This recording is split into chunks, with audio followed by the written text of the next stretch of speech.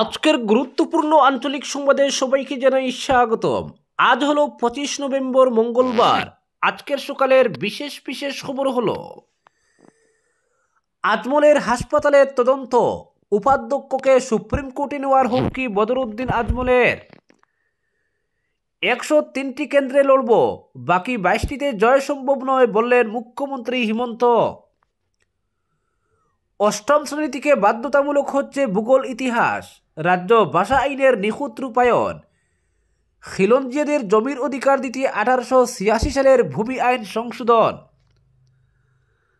দুটি লরির মুখোমুখি সংঘর্ষ পেটেলনগরে, হত এক চালক। রাজনৈতিক দলগুলিকে বেনামে অনুদান, কেন্দ্রের জবাব তলব সুপ্রিম কোর্টের। নির্বাচন কমিশনকেও নোটিশ শীর্ষ আদালতের। বদরপুর রেল কলোনিতে উচ্ছেদ নোটিশ, বিধায়ক কমলাকের শরণাপন্ন অসহায়রা। এবং সর্বশেষ খবরটি হল ভোটের সুর বাঁধতে আজ থেকে বিধানসভা অধিবেশন। শীতের দিশপুরে তাপ ছড়াবে নেলি গণহত্যার রিপোর্ট। বহুবিবাহ প্রতিরোধী বিল বনাম জাস্টিস ফর জুবিন।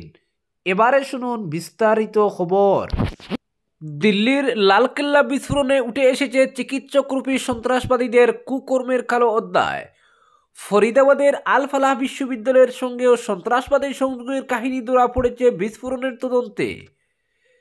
এরই সূত্র ধরে বিধানসভার উপাধ্যক্ষ নুমল মুমিন অভিযোগ করেছিলেন, আজমল ফাউন্ডেশন পরিচালিত হাসপাতালেও তদন্ত করা উচিত, তাদের সঙ্গেও যোগাযোগ থাকতে পারে সন্ত্রাসবাদীদের।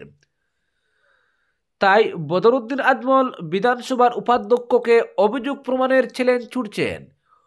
অভিযোগ প্রমাণ করতে না পারলে সুপ্রিম কোর্টে টেনে নিয়ে যাওয়ার হুমকিও দিয়েছেন তিনি।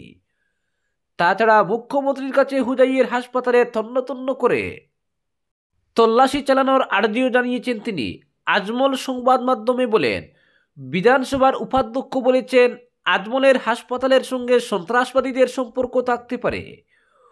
মুখ্যমন্ত্রীর কাছে আমার আহ্বান, আজ রাত থেকে কিংবা কাল সকাল থেকে হাসপাতালে তল্লাশি শুরু করুক সরকার। তন্ন করে খুঁজে দেখা হোক, কিন্তু অভিযোগ প্রমাণ করতে না পারলে বিধানসভার উপাধ্যক্ষকে সুপ্রিম কোর্টে নিয়ে যাব আমি। তবে উপাধ্যক্ষের মন্তব্যে দুঃখিত আজমল বলেন, আমার দুঃখ হয়, আসামে ভালো কাজ করলেও অপমানিত হতে হয়। 30 বছর ধরে হাসপাতাল চালাচ্ছি আমরা, কত শিক্ষা প্রতিষ্ঠান রয়েছে আমাদের। মেডিকেল কলেজ থেকে হাজার হাজার ছাত্রছাত্রী পাশ করে বেরোচ্ছেন। উপাধ্যক্ষ কোনোদিনই কাউকে চিকিৎসক বানাননি, কিন্তু আমরা প্রতি বছর চিকিৎসক তৈরি করছি, কিন্তু ভালো কাজ করলে এসব কথা বলা হয়। আসলে কোনো মুসলমানের ভালো কাজ করা বোধহয় উচিত নয়। অভিযোগ প্রমাণের চ্যালেঞ্জ করছি তাকে। প্রধানমন্ত্রী স্বরাষ্ট্রমন্ত্রীর কাছে অভিযোগ জানাবো আমি। পরবর্তী খবর, 103টি কেন্দ্রে লড়ব, বাকি 22টিতে জয় সম্ভব নয় বললেন মুখ্যমন্ত্রী। জনগণ যাকে ভালোবাসে তাকেই টিকিট দেওয়া হবে, সোমবার এই দাবি করলেন মুখ্যমন্ত্রী হিমন্ত বিশ্ব শর্মা। তিনি বলেন, 126টি বিধানসভা কেন্দ্রেই প্রার্থী দেবে বিজেপি। এর মধ্যে 22টি কেন্দ্রে জয়ী হব না আমরা, কারণ জনবিন্যাস বিরূপ। তবে 103টি কেন্দ্রে অগপ বিজেপি মিলে লড়াই করবে। 26-এ যুব প্রজন্মের প্রার্থীদের টিকিট দেওয়া হবে কিনা, এ নিয়ে তার দাবি কতজন পাবেন সেটা বলা যায় না, কিন্তু যোগ্যরা টিকিট পাবেন। বিধানসভা ভোটের প্রস্তুতিতে ইতিমধ্যেই নেমে পড়েছে প্রদেশ বিজেপি। দলের ম্যানিফেস্টো কমিটি, ম্যানেজমেন্ট কমিটি ইত্যাদি গঠন করা হয়েছে।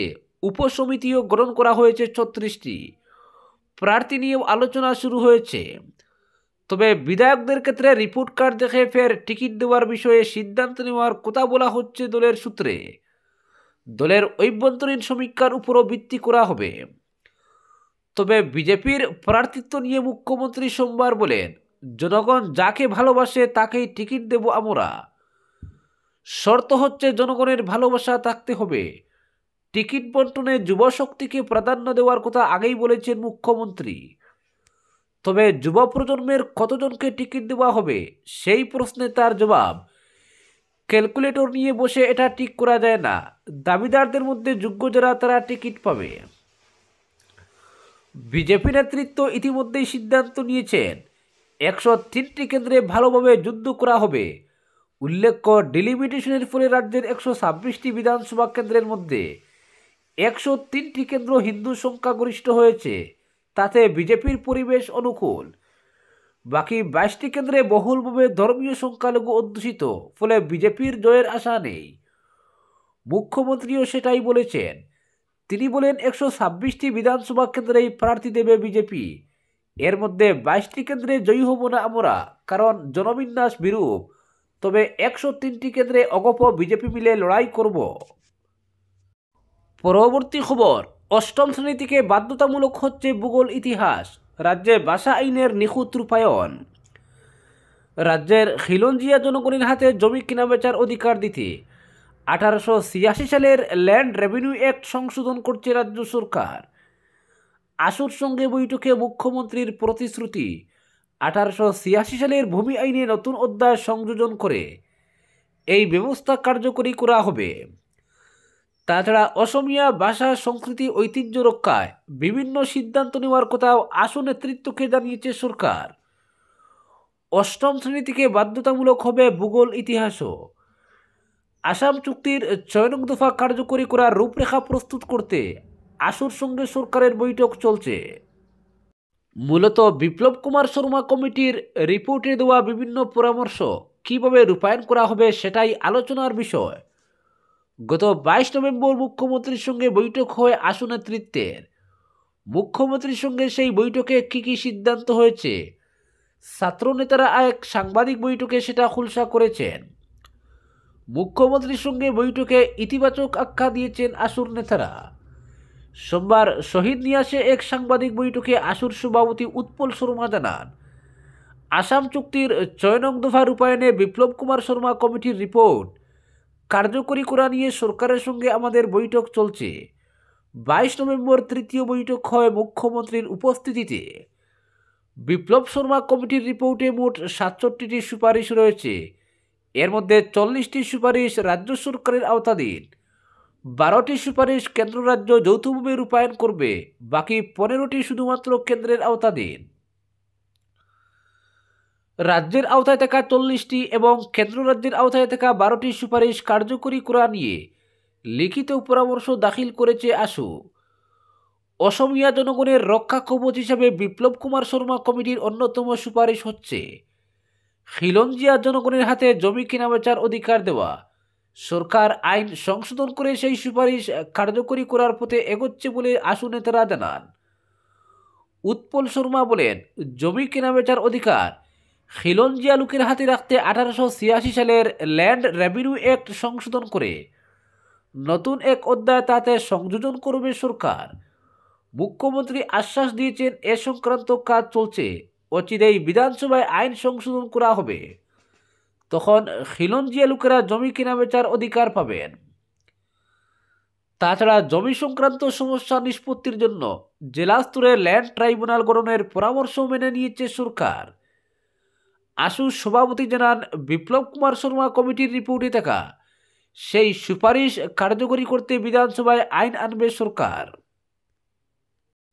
পরবর্তী খবর, দুটি লরির মুখোমুখি সংঘর্ষ পেটেলনগরে, হত এক চালক। সোমবার সকালে শ্রীভূমি শহর সংলগ্ন পেটেলনগরে লোকনাথ পেট্রোল পাম্পের পাশে সড়ক দুর্ঘটনায় মৃত্যু হলো এক লরি চালকের। ঘটনার বিবরণে জানা যায়, ত্রিপুরা থেকে শিলচর অভিমুখী NL01AE 0243 নম্বরের লরির সাথে AS01C 5076 নম্বরের অপর একটি লরির মুখোমুখি সংঘর্ষের ফলে উভয় লরি জাতীয় সড়কের পাশের খাদে পড়ে, এতে একটি লরির চালকের ঘটনাস্থলেই মৃত্যু হয়। দুর্ঘটনার খবর পেয়ে ঘটনাস্থলে উপস্থিত হন সদর থানার পুলিশ। ঘটনাস্থল থেকে পুলিশ ও স্থানীয় মানুষের সহযোগিতায় মৃত লরি চালকের মৃতদেহ উদ্ধার করে করিমগঞ্জ সিভিল হাসপাতালে ময়নাতদন্তের জন্য নিয়ে যাওয়া হয়। অন্যদিকে অপর লরি চালক ঘটনাস্থল থেকে গা ঢাকা দেয়। মৃত লরি চালকের নাম আব্দুল হাকিম, বাড়ি ত্রিপুরার কুমারঘাটে বলে জানা গিয়েছে। বর্তমানে মৃত লরি চালকের মৃতদেহ করিমগঞ্জ সিভিল হাসপাতালের মর্গে রাখা হয়েছে বলে খবর পাওয়া গেছে। পরবর্তী খবর, রাজনৈতিক দলগুলিকে বেনামে অনুদান, কেন্দ্রের জবাব তলব সুপ্রিম কোর্টের। নির্বাচন কমিশনকেও নোটিশ শীর্ষ আদালতের। রাজনৈতিক দলগুলির নগদ অনুদান গ্রহণের নিয়ম নিয়ে প্রশ্ন তুলল সুপ্রিম কোর্ট। আয়কর আইনের বিধান অনুযায়ী কোনো দল নগদে 2000 টাকার কম অনুদান পেলে দাতার নাম প্রকাশ করতে হয় না।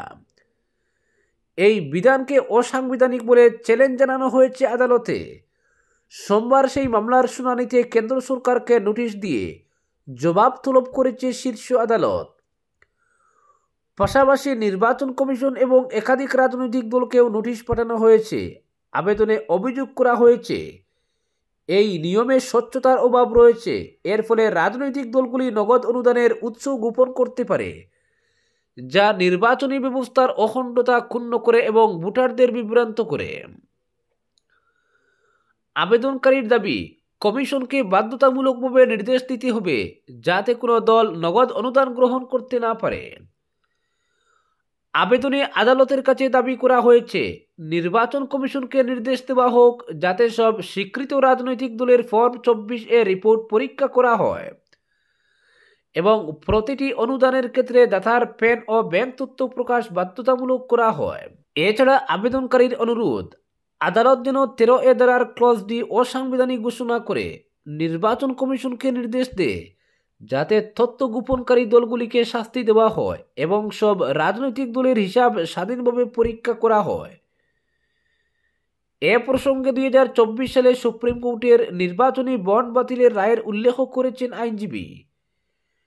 একই সঙ্গে কেন্দ্রীয় প্রত্যক্ষ কর পরিষদকে বলা হয়েছে তারা যেন দলগুলির কর ফাইলিং খতিয়ে দেখে নিয়ম ভঙ্গকারীদের বিরুদ্ধে ব্যবস্থা নেয়। বিচারপতি বিক্রমনাথ এবং সন্দীপ মেহতার বেঞ্চ জানিয়েছে 4 সপ্তাহ পর মামলাটির পরবর্তী শুনানি হবে। পরবর্তী খবর, বদরপুর রেল কলোনির বাসিন্দারা ফের উচ্ছেদের আতঙ্কে। এনএফএলের লামডিংয়ের স্টেট অফিসার গত 18 নভেম্বর এক নোটিশ জারি করে নির্ধারিত রেলের জমি 3 ডিসেম্বরের মধ্যে খালি করার নির্দেশ দেন। এই নোটিশ পৌঁছাতেই এলাকা জুড়ে চরম উদ্বেগ ও আতঙ্কের সৃষ্টি হয়েছে। নোটিশ পেয়ে অসহায় বাসিন্দারা স্থানীয় বিধায়ক কমলাক্ষ দেব পুরকায়স্থের শরণাপন্ন হন। বিধায়ক তাদের আশ্বস্ত করে জানান রেলের এই মুহূর্তে এই জায়গার প্রয়োজন নেই, ভবিষ্যতে যদি প্রয়োজন দেখা দেয় তাহলে আলোচনার মাধ্যমে সমাধান বের করা হবে। তাও যদি না হয় আমি নিজে আন্দোলনে নেমে এই উচ্ছেদের বিরোধিতা করব।